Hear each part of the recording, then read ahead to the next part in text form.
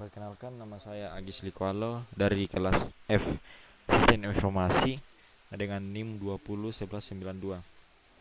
Kali ini saya akan mengerjakan tugas dari konsep dasar sistem informasi, yaitu merekam presentasi diri menggunakan fasilitas yang ada dalam PowerPoint. Jadi menggunakan lebih tepatnya itu menggunakan perekam atau screen recorder yang ada dalam aplikasi PowerPoint, bukan aplikasi luar seperti Medicam atau yang lain.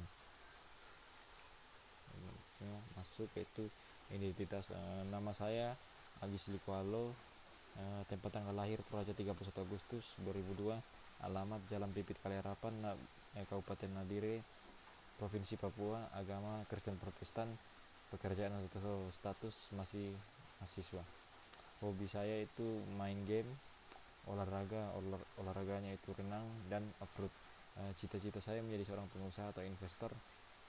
Terus moto atau slogan saya itu pelan tapi pasti. Pendidikan saya itu SD, dari SD Impres Kalibobo Nabire, itu sudah lulus. SMP dari SMP Kristen Anak Panah Nabire sudah lulus juga. SMA-nya dari SMA Kristen Anak Panah Nabire sudah lulus juga. Kuliahnya saat ini itu kuliah di STIMIK di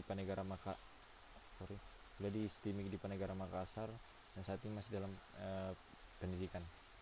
Organisasinya itu ada beberapa, yaitu dari sekolah juga. OSISnya itu di SMP, waktu itu saya menjadi anggota, di SMA menjadi sekretaris.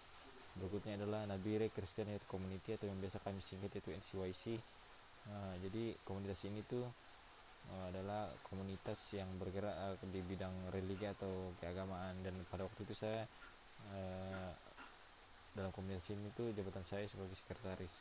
Dan berikutnya adalah pemuda dan pelajar Nabire.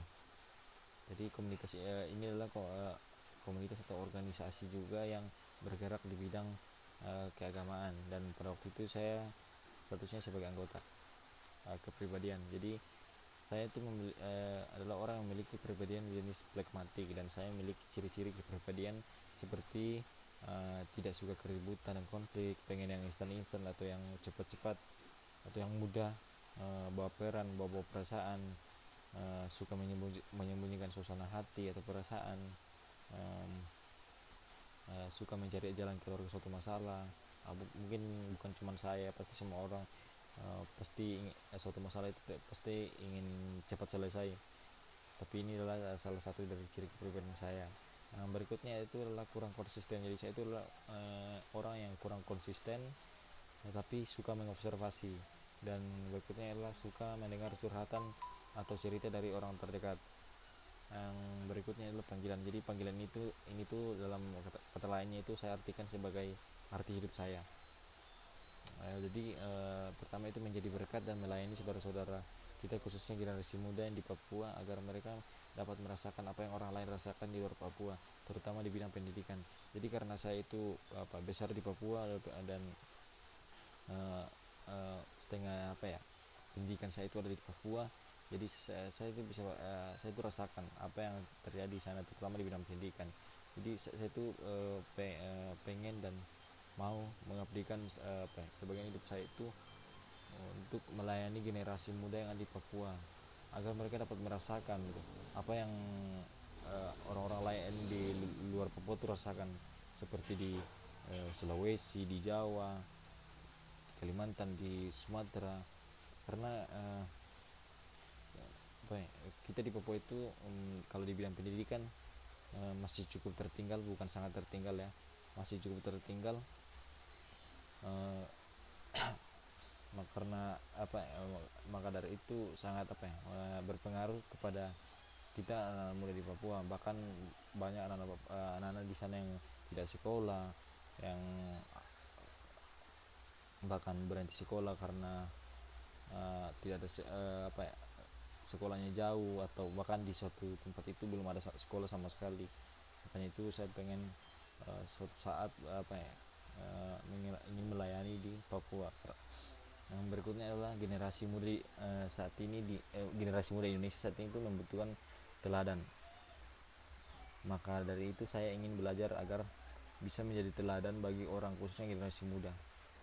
Jadi kita tahu saat ini bahwa anak muda Indonesia atau generasi muda Indonesia atau lebih tepatnya itu generasi milenial saat ini itu eh, sudah cukup banyak yang udah yang jauh melenceng gitu jalannya, udah apa ya, mereka tuh sudah banyak yang jatuh ke dalam hal-hal yang uh, salah seperti seperti narkoba, uh, free sex, bahkan yang lain.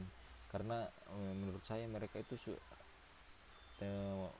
kehilangan teladan atau kehilangan sosok figur.